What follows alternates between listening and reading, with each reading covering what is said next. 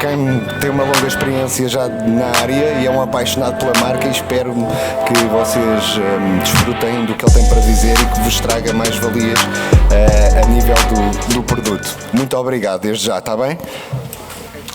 Thank you. Hi everyone, how are we? Everyone hear me at the back? Excellent. First of all, thank you so much for coming along today and listening to little old me speak about something that I'm truly passionate about. I'm the UK brand ambassador for Jack Daniel's whiskey. Anything with Jack Daniel's on the label. Back in the UK, I should technically know more about that product than anyone else. In the UK, I don't know as much as our master distiller and our assistant master distiller, but you can put me on the spot. You can ask me questions. Every now and again, I get the invitation to come out to somewhere across Europe, like the Algarve trade experience, and I get to come and speak to wonderful people like yourselves, which is great because it gets me out of the rain and the wind of Scotland and England, and I get to come and speak in sunshine, which is fantastic.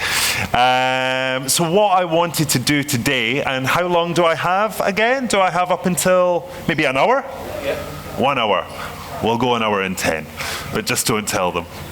But what I wanted to do today is to shed a little light onto Jack Daniel's Tennessee whiskey. It's the biggest selling label of whiskey globally. It's sold in more countries than any other whiskey.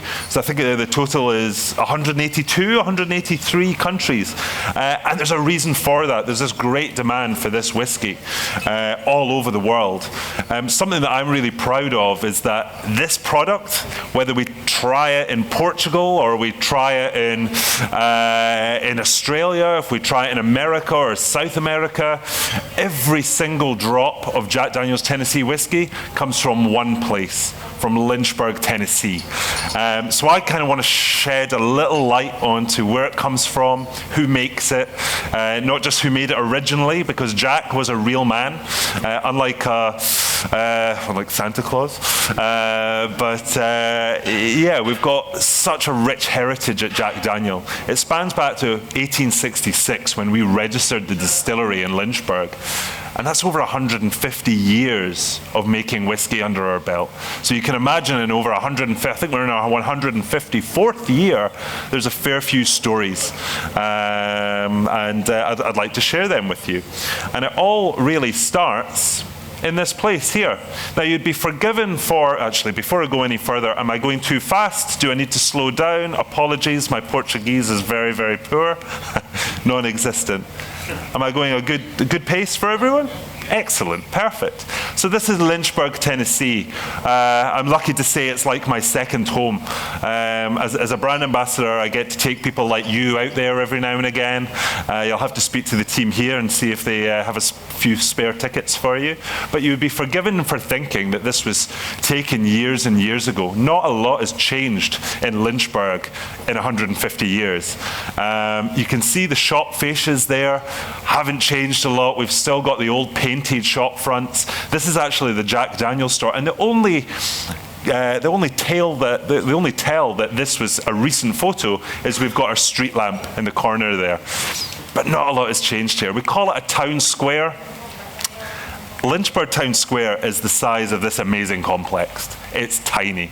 In the UK, we would call this a village, but you can go here to buy a Jack Daniel's Harley Davidson, a Jack Daniel's leather jacket, a Jack Daniel's bandana, a Jack Daniel's pair of socks. Whatever you want, you can go there. This is literally about a 4-minute walk from the distillery. Now, to get to Lynchburg, has anyone been lucky enough to go to Lynchburg before? Excellent. So, to get to Lynchburg, you would fly into maybe Chicago. You would get on another plane, you would fly 1.5 hours south, and you would get to Nashville. It's the capital city of Tennessee. It's the most amazing place ever.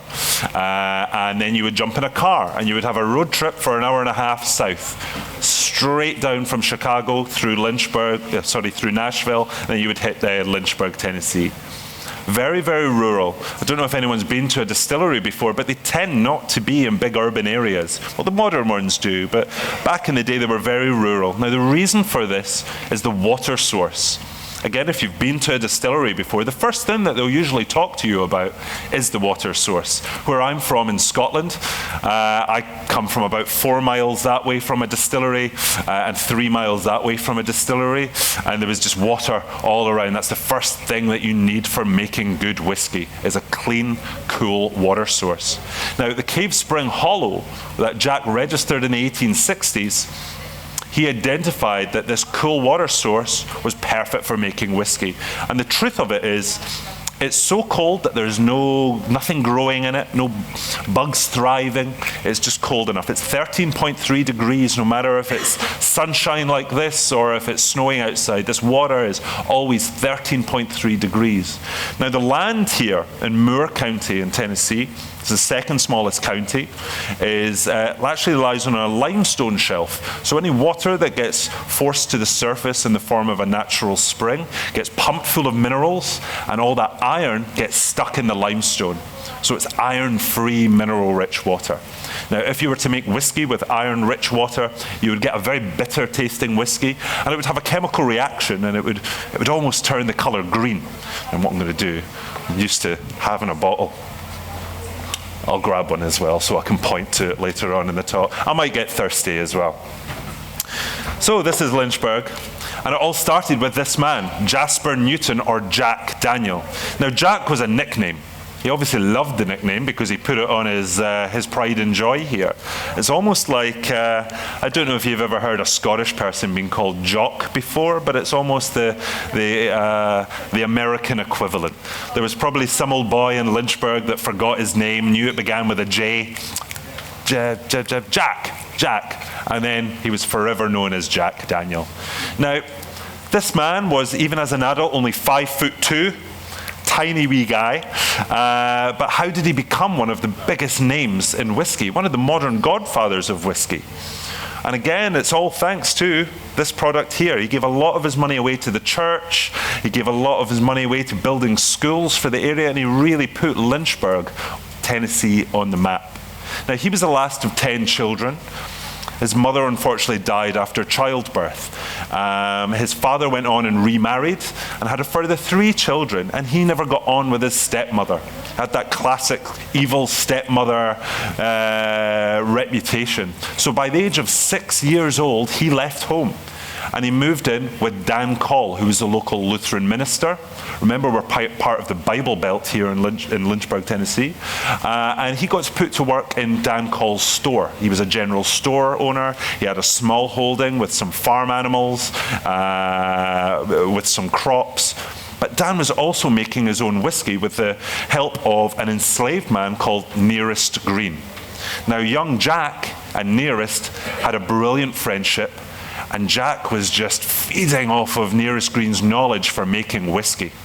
Now, before long, Jack was becoming a young man, and by the age of 16 years old, he bought a little plot of land with his parents' inheritance money called Cave Spring Hollow, I was talking about earlier. And this is where he then registered his distillery in 1866, employing Nearest Green as a free man. Together, they started producing whiskey, selling it to the local area, making a little bit of money, putting it back into the whiskey, and really growing this brand. Now, Jack didn't do anything revolutionary to making whiskey. He never started anything. What Jack did was take the best quality ingredients and put those in as raw materials to making this final product. This is something that he identified that people wanted. The best quality corn, the best quality barley. He had the best quality water. Back then when he was buying barrels, he got the best barrels that money could buy. Jack was a businessman more than anything else, along with a fantastic whiskey maker, but he had a team under him that were making this as well. So teamwork is a big thing with Jack Daniel's whiskey. Jack's motto was, every day we make it, we'll make it the best we can. Now, if you go into any Brown-Forman, it's the parent company of Jack Daniel's office around the world, you should see this very sign. We've had replicas made, And it's still the brand's ethos today. Every day we make it, we'll make it the best we can. I'm going to get you angry because I'm going to keep repeating that time and time again. I've been brainwashed. That's all I say. Hi, I'm Cam. Every day we make it, we'll make it the best we can. But it's really such core to our values today. As the biggest brand in the world, our wallet is thankfully quite fat. So we can afford to make our stills. This should be a picture of a still. There we go. We can make our stills with copper. Now, it doesn't take a lot to start a brand of whiskey these days. Now, if we all got our money, threw it into a pool and started a brand of whiskey, we don't need to use grade 1 yellow corn, which is fit for human consumption. Do you want me to get it? Come on. You don't need to use grade 1 yellow corn. But Jack chose to do that. If it's fit for human consumption, it's fit for his whiskey. This is something that we still do today. We work with corn producers. We get the cream of the crop, excuse the pun. But we use the best quality corn. We use the best quality metal. There's a lot of brands out there that will use stainless steel for distilling their whiskey. It's not a bad thing, but they will have to add copper sulfate to their new make afterwards. Has anyone seen the movie or the TV show Breaking Bad? Do you remember the product that they were making, the bright blue product? Copper sulfate looks just like this. You add it to the still, it mingles with the new make, and it takes the sulfates, the copper sulfates, the sulfates out of the new make.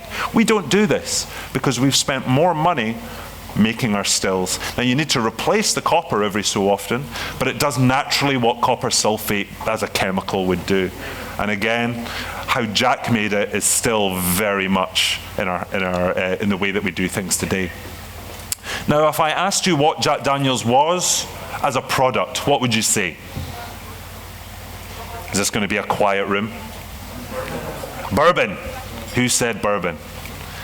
Unfortunately, sir, you are wrong. Ah, excellent, my star pupil over here. It's a Tennessee whiskey, it's not a bourbon. Now, this is part of the job that I fucking love, when someone utters the B word.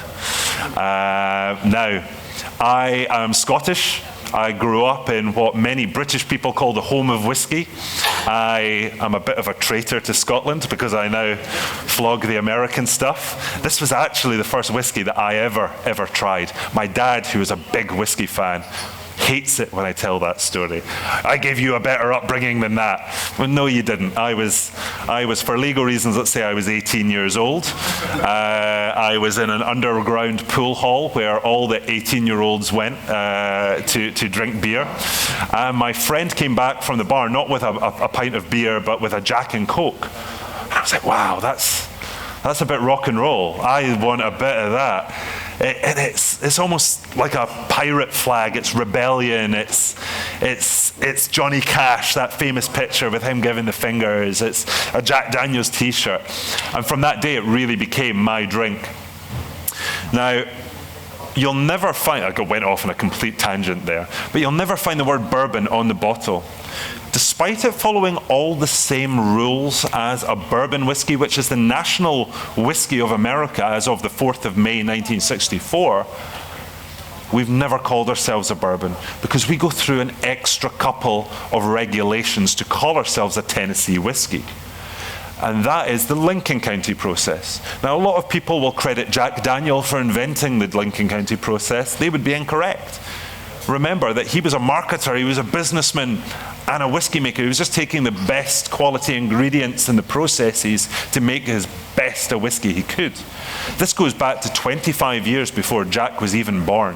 1825, there was a chap called Alfred Eaton that discovered that if he passed his whiskey through charcoal, it softened the blow and it took a lot of the volatile alcohols out of the new make.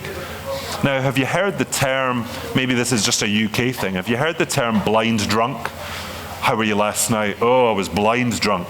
Now, this comes from fact.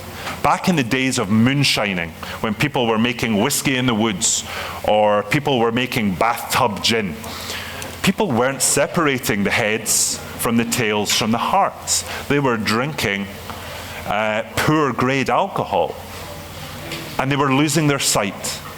By passing their whiskey through charcoal, it took away a lot of these bad alcohols and let the good stuff through, making it a safer product. So back in the 1800s, it was the thing to do to make good whiskey.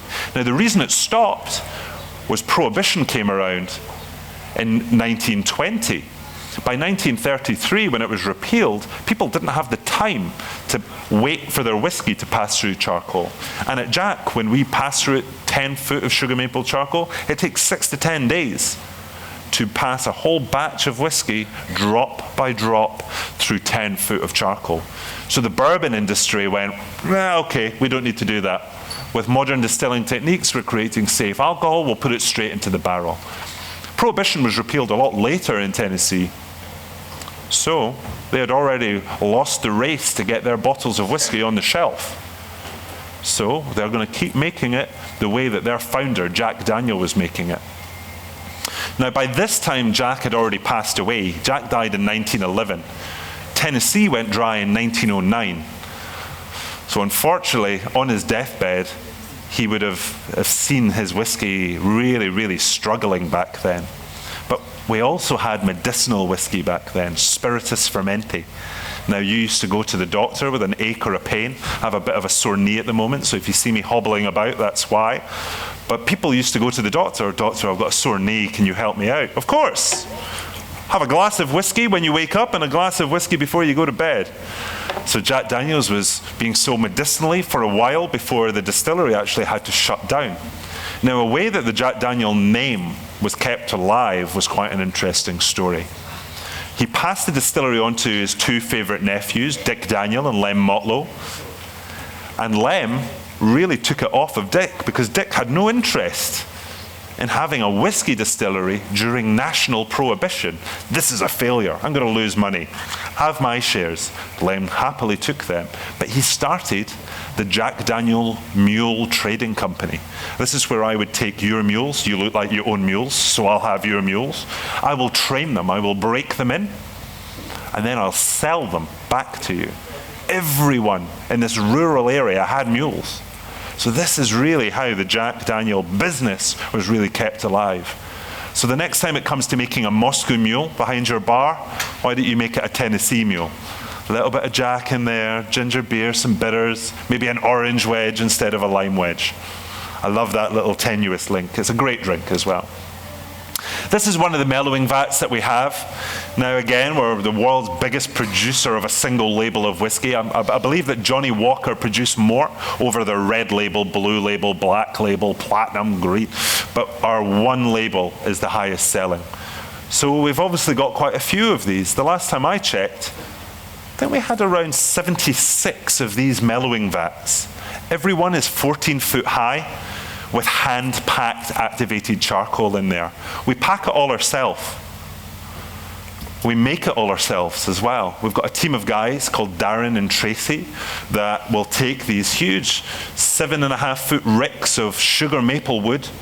They will lean them in on themselves. They will cover them in a highly flammable product, which is actually whiskey straight off the still. They don't want to taint the flavor of the wood. Nope, sorry. And then they'll basically light a match and in a more health and safety conscious kind of way. This will burn for about 2 hours, and then they'll put that through a grinder. They'll crumble it down to tiny little pea-sized chunks before hand packing it into these vats, 14 foot high with 10 foot of charcoal. These copper pipes, drop by drop, like a leaky tap or like rain, will fall onto the whiskey will fall onto the beds, 6 to 10 days to come all the way out. After it comes out of there, it's mellowed. Whiskey straight off the still, which is raw materials are corn, barley, and rye in the ratio. So if you're interested in trying to make some Jack Daniel whiskey, is 80% corn, 12% malted barley, and 8% rye.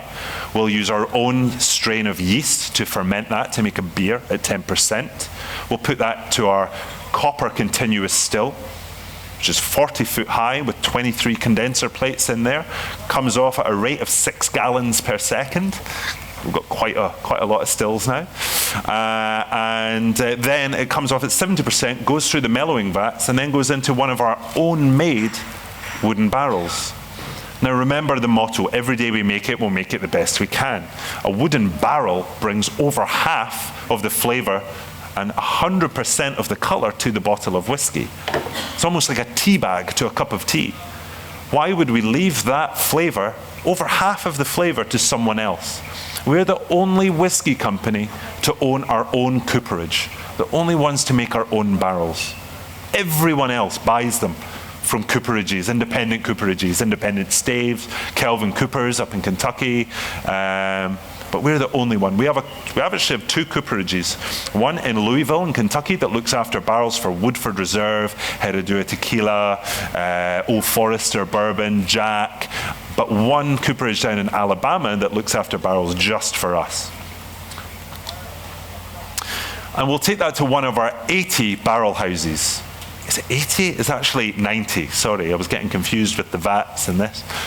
They're dotted all over Moore County, which is again the second smallest county in Tennessee. Now, an interesting fact about Moore County is it's a dry county. Has anyone heard this before? It's illegal to drink there.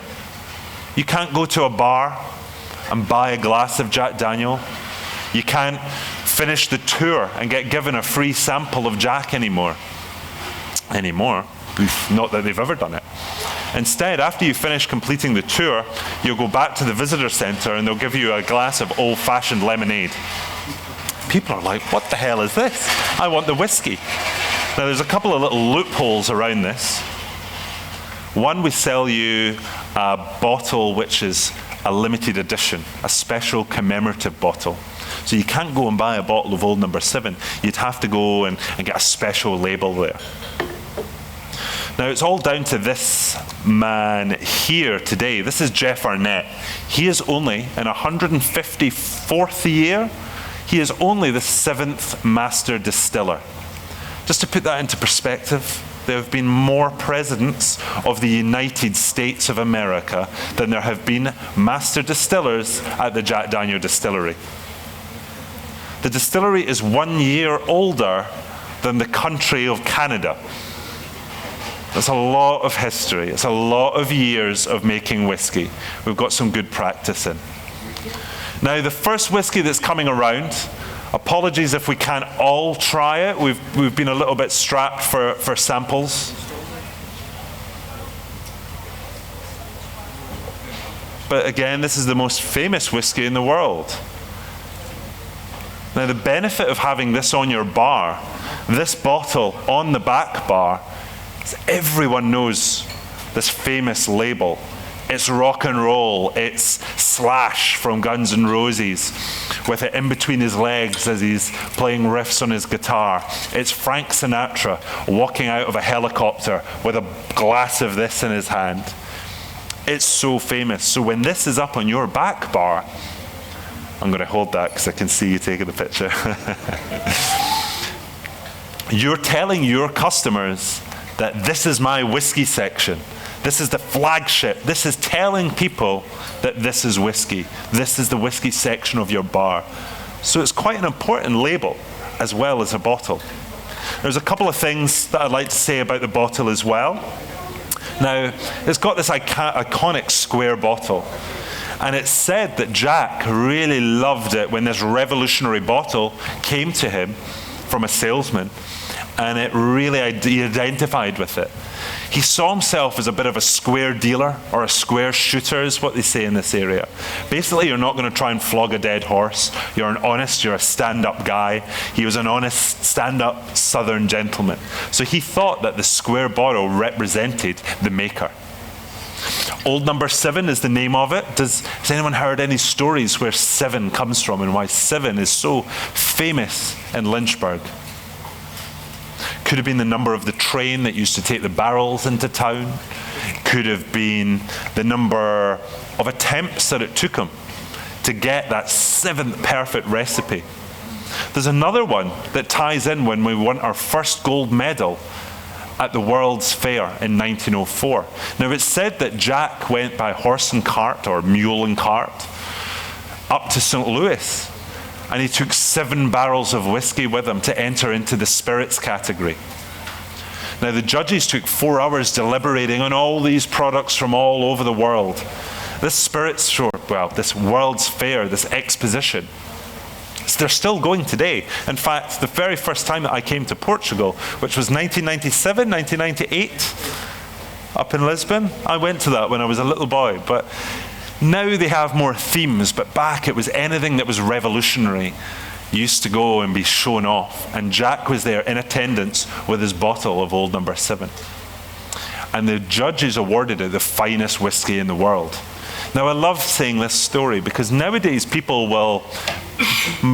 they'll mainly mix this with Coca-Cola.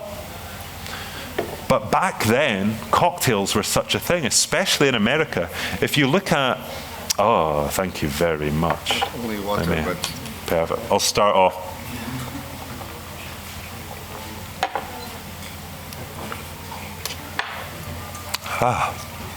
So, back then, one of my favorite cocktails is the Manhattan.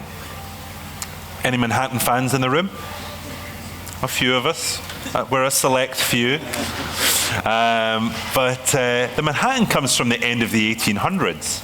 Now, if you think back to the 1800s, there was no Facebook, there was definitely no Instagram, there was no glossy bar magazines, there was no standalone spirits trade shows back then. Cocktails moved with word of mouth. So if you flash forward a couple of years to 1904, when this was being awarded the finest whiskey in the world, people were going into bars and they're saying, oh, I'll have one of these famous Manhattans that I've heard about. The bartenders haven't changed in a couple of 100 years. Okay, sir, what whiskey would you like? The finest whiskey in the world? So it's a good argument that Jack would have been used in some of the first Manhattans. A lot of people say that it was rye that was used in the very first one. I'm sure you don't make Manhattans only with rye. You don't make your old fashions just with bourbon. You don't make your juleps with just Tennessee whiskey.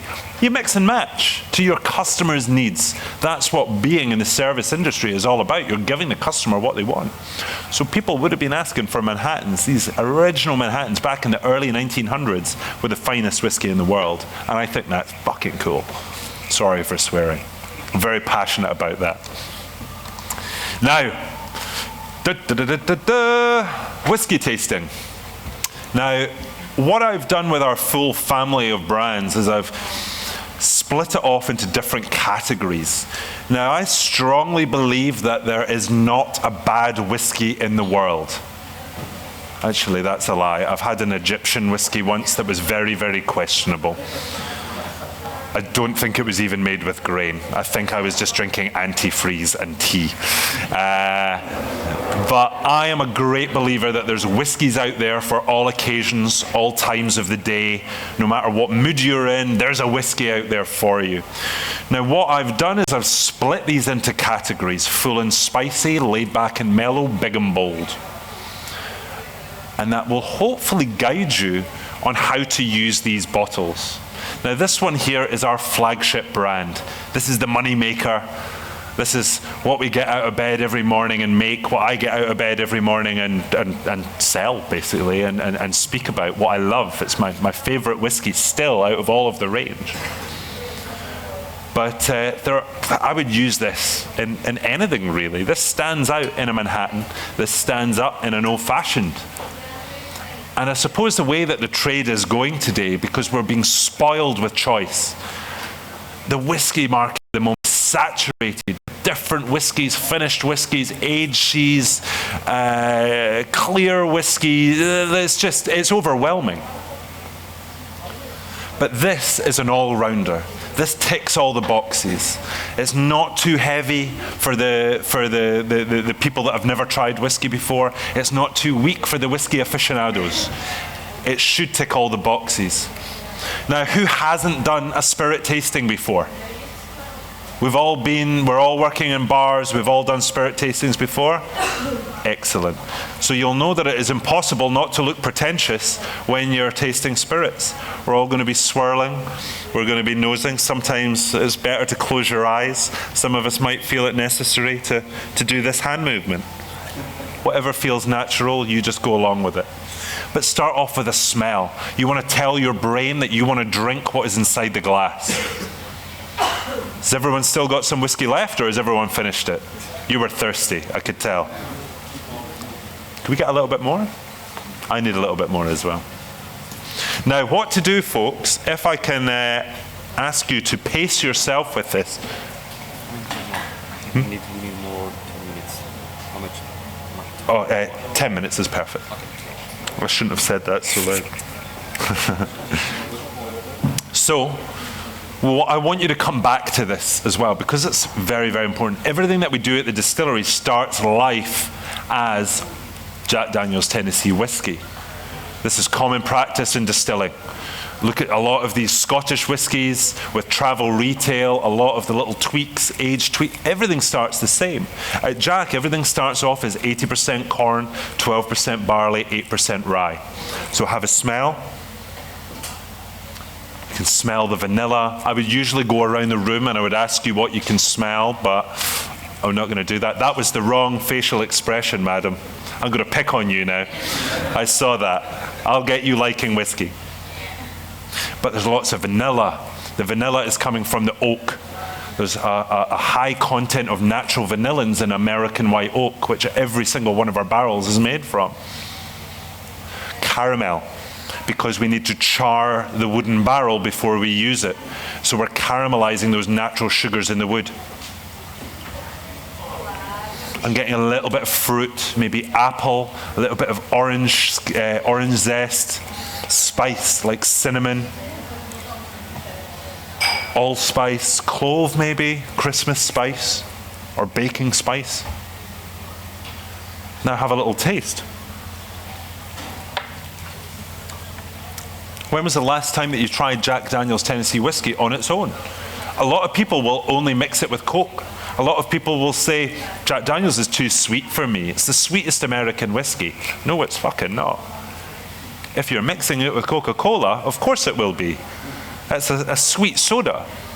But this is a well-rounded, very oaky American whiskey. Now, on this flavor map that I'm more than happy to share with you afterwards, but now I'm going to speed up a little bit. I've got laid back and mellow, full and spicy, big and bold, sweet and smooth, grain forward and aromatic, barrel forward and fruity. And Jack is right in the middle, ticking all the boxes. A lot of our competitors here as well, they've all given the nod for this. So it should be an all-round whiskey.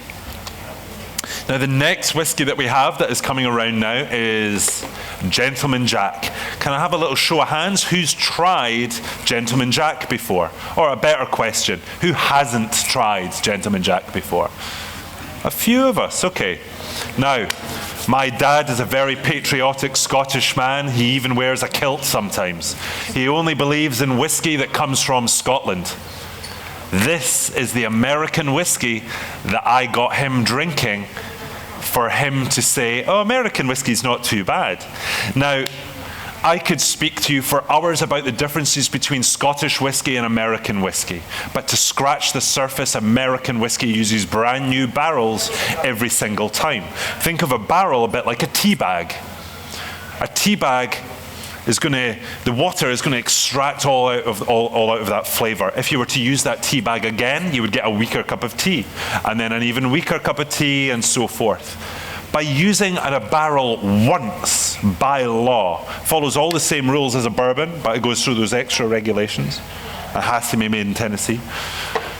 By using a barrel once, you're only extracting the first flavors, the biggest flavors. Scottish whiskey don't want those big oaky flavors. They want a more gentle oak experience to really focus on the grain, the malted barley that they use. This goes through charcoal twice. It goes through the 10 foot of sugar maple charcoal, then it's put into the barrel. It's in the barrel for X amount of years, minimum of 4, probably a maximum of 7. It's a big mix-up. And when it comes out of the barrel, it'll go through an extra 3 foot of charcoal. What this does is it will cling on to those heavier oak tannins that are inside the glass, inside the whiskey.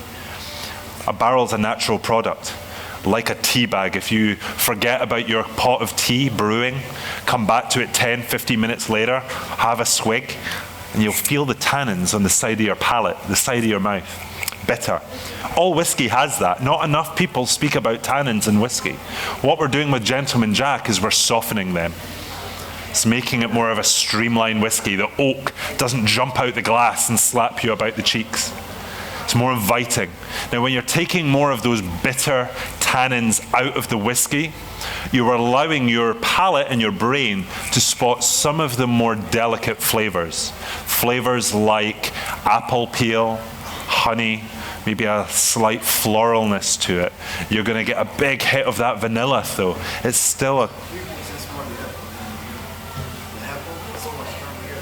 You think, yeah, definitely. Some people see it's a sweeter whiskey. No, we're not adding any sweetness to it. By law, we're not allowed to add any sweeteners or colors or caramels to our whiskey. It's 100% natural. This is a laid back and mellow whiskey. So if I show you here, I've got it on the laid back and mellow. Now, how would I use this? Would you mix it with Coke? Well, first of all, you're spending more money on Gentleman Jack. And it doesn't stand up as well in Coca-Cola. So, if your customer wants that, sure, do it. But I would probably use Old Number 7 for a Jack and Coke. Gentleman Jack, maybe something lighter. It makes a fantastic whiskey highball. Whiskey and soda water. Jack and ginger, ginger ale, dry ginger ale. Cocktail-wise, now here's the thing, my all-time favorite cocktail, as well as the Manhattan, is the mint julep. So much so that I've even got a bartending tattoo of a mint julep on the back of my arm. Now, if you really want to become my enemy, just call it my mojito. It's a mint julep. Yeah, let's just leave that off. But the mint julep is whiskey, mint, and sugar. Now, if you use a heavily oaked whiskey, the flavor is going to be up here. By using a laid back and mellow whiskey, the flavor is going to be on more of an even keel. So it's really allowing the other flavors of cocktails to really be showing off as well. Makes it ideal for making cocktails, whiskey sours, highballs, fizzies, juleps. It's the best julep that I've ever had has been with Gentleman Jack. Try me on that one. I promise you. Now the next whiskey. This tends to be the bartender's favorite. 5 more minutes, is that okay? Yeah, I'm nearly done. This is Jack Daniel's Single Barrel. What I love about this, it makes my life very easy. It does exactly what it says on the label. It comes from one barrel and one barrel alone. Whereas this is a mixture of barrels, maybe 150 to 200, to keep the flavor consistent. And our sheer size, at any one time, we've got about 2.5 million barrels in our inventory. This is one of the most consistent whiskies in the world. This isn't supposed to be. This is the whiskey lover's whiskey. It's supposed to have flavor fluctuations. Now, if I can borrow a bottle. Thank you so much, sir.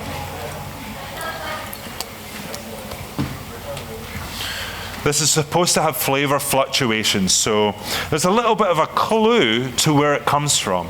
Now, every single barrel that we have for single barrel comes from the very, very top floor of our barrel houses. That's sometimes called the Angel's Roost. The reason it's called the Angel's Roost is because back before they could explain evaporation, they were filling up a barrel of whiskey with 200 liters of the stuff, coming back to it 5 years later, and half of the barrel was missing. This barrel house has been under lock and key. There's been no one here. And because it happens a lot more at the top of the barrel house, they thought that the angels were swooping down from the heavens and stealing the whiskey. Now, we lose, on average, 35% of every single barrel of Jack Daniel's Single Barrel. It's aged for maybe 1 to 2 years longer than the average for this. So it's 7 to 8 years old. We don't know. We don't put an age statement on there. We don't need to, because it's a minimum of 4 years old. We know that it's the youngest that this will be is 4. By law, if you don't have an age statement on a bourbon or a Tennessee whiskey, it means that it's a minimum of 4.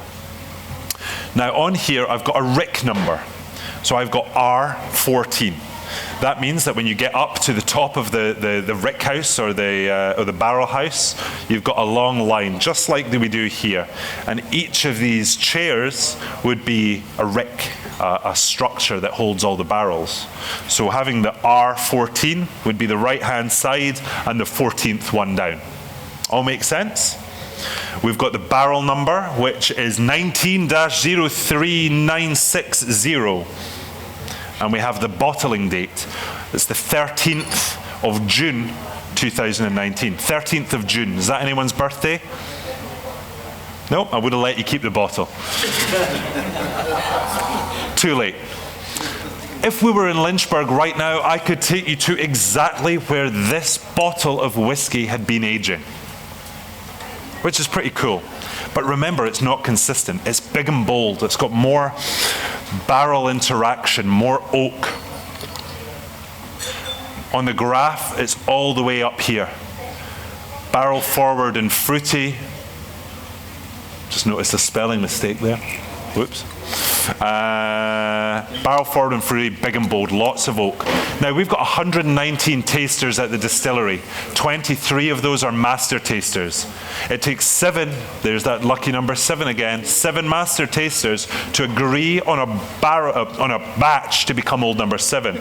But each of those 23 master tasters gets to pick their own favorite profile to become single barrel.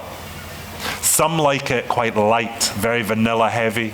Some like it very dark, lots of rye, spice, dark chocolate. Some like it somewhere in the middle, more complex with light spice, anise, orange peel. Now, how would you use this? Old-fashioned would be perfect for it. You ever had a Sazerac before? This whiskey feels like it was invented to be used in Sazeracs. The anise, the orange peel, goes with the absinthe and the Peychaud beautifully, beautifully well. If you've never tried it with that. Now, when I was a bartender, I was a little bit of a purist. Sazeracs were originally made with cognac, and then they were invented with rye. I'm not going to use Tennessee whiskey or a bourbon to make a Sazerac. Well, let me tell you that back in the 1800s and the 1900s, they would have been using whatever was available to them. You're bartenders. You know flavor. Look at the flavor profiles of this and the flavor profiles in whole of a Sazerac, and you will see that this is perfect for that. This is usually my Manhattan call. When I'm having a Manhattan, I'll have it made with this big and bold whiskey, because you want a bit of that burn on there as well, that little bit of the throat burn. Even after we finish drinking the whiskey neat, you'll probably still feel the warmth and the lingering oak on your palate as well. It's probably the most complex whiskey that we have, and that's why it's the bartender's favorite. What do bartenders do? We do shots and we smoke. So you need something with a little bit more strength. It's 45%, which is really going to help the finish. And it's got a lot more oak in there, so we like that as well. All making sense? All right. Unfortunately, we can't try honey, but what I would like to do is I'm going to go and find our stand in the main exhibition area. If you want to try the honey with me, please come along and try it with me. Just to tell you a little bit about it, it's 3 different types of honey blended together by a company in America called Sue Bee. We've made a honey liqueur with that and blended it with Jack Daniel's Old Number 7. Now, we can't call this a whiskey. It's not a whiskey, it's a liqueur. 3 different types of honey into a liqueur blended with whiskey to make a whiskey liqueur. By law, remember, we're not allowed to add any artificial colors or sweeteners to a whiskey. It's 100% natural. And that has both in there. Honey is a color and a sweetener. But try this neat, chilled straight from the fridge, from the freezer, if you've got a freezer on your bar, it's like nothing else. Put some on a scoop of vanilla ice cream, put some in some coffee. There are some amazing cocktails that you can do with this. Use fresh fruit like raspberries that tend to be a little bit sharp, and it will pair beautifully with this. I once made a fantastic Clover Club twist with Tennessee honey. I called it a honey club, which where I live in the UK, there's a really seedy bar called the Honey Club. Didn't go very well. But there we go. And that is my last slide. So thank you ever so much for having me. Is there any questions before I sign out? You're all too polite. Okay, in that case, I would like you to invite you all to come and see me at the stand. I'll be hanging around. Look for the Jack t-shirt. And if you do have any questions that you were maybe a bit too shy to ask in front of everyone else, that's why I'm really here. That's my job, is to make this stuff easier to sell for you. Hopefully it's come across that I'm not just being paid to see these things. This was the first whiskey that I ever tried. I've been a Jack Daniels fan, a Jack and Coke fan, since I was, again, 18 years old. But it's a product that I truly believe in, despite it being almost a victim of its own success in a lot of countries in the world at the moment. We've always remained the same. We make it exactly the same as Jack made it back in the 1860s. And I'm hoping that it will be around for another 150 years as well. So thank you ever so much for your time, and I'll speak to you soon. We have a question. When supposed to arrive the Jack Daniels Rye? The rye. So I'm not too sure when it's going to arrive in your market. It's well and truly launched in the UK. It came out 2 years ago. If you want to slide me some cash, I'll bring a bottle next time I'm invited out to the UK. I was just asking because I work in a place in London called Dawson. I know it. And one of the biggest collection of bourbons and Tennessee whiskey. And of Jack Daniels, they have like 105 single barrel Ray. What one did you work in? Sorry? In London. What All-Star Lanes? Bayswater. Bayswater. Cool. They're big Jack customers. They have a lot. And they have the clear, Ray clear. Yeah. The Ray with the green label. I will talk you through every single one of these bottlings if you come and see me on the stand. I know all about it. The rye, hopefully you guys will get it in Portugal in the not too distant future. We've tried to keep it reminiscent of what Jack is. Being the biggest seller of a whiskey label in the world, you can't strive too far away from what got your name on the map. So we've used the same grain recipe but flipped it around for rye. It's actually 70% rye, 18 corn, 12 barley. We've used the same yeast strain, the same barrels, the same batching techniques, the same charcoal mellowing, the same stills. Everything about it is the same apart from the mash bill. And it's a fantastic product. It's now one of the biggest ryes on the market. It's very accessible for people. It's not, I've always found rye whiskies to be quite heavy, quite spicy, too spicy for me. But this is softened with a little bit more of corn and barley in there as well. One last thing, is anyone a die-hard Tennessee honey fan here? At the back. Sir, I've got a present for you. A very, very clean, brand new pair of socks. I completely forgot I was going to use it to bribe you earlier, but I've put them into a ball to throw. So you ready for this? You're the winner. Thank you so much, folks. Apple has only been released. Is this all right? I'm going well and truly over. Oh, all right. Apple was released only last week in the UK. Again, slip me some cash and I'll send you some. But it's now this is when I drink the liqueurs. I get whiskey aficionados coming up to me and saying, "What are all these flavors about? Stop doing the flavors. They're not whiskey." Of course they're not whiskey. We have to include everyone, though. Now, the best thing about flavors is when Jeff Arnett, our 7th Master Distiller, was walking down the road in LA, and he bumps into a couple of guys wearing Jack Daniels t-shirts. Jeff's a lovely guy. He's very outgoing. He'll speak to anyone. He goes, "Oh, I make this stuff. Which of the range is your favorite? Do you like the old number 7, the single barrel, or the Gentleman Jack?" And he said, "Oh, we don't actually like whiskey. We just think the brand is pretty cool. It's a bit rock and roll, you know." Now, the flavors allow these people to call themselves Jack Daniels drinkers.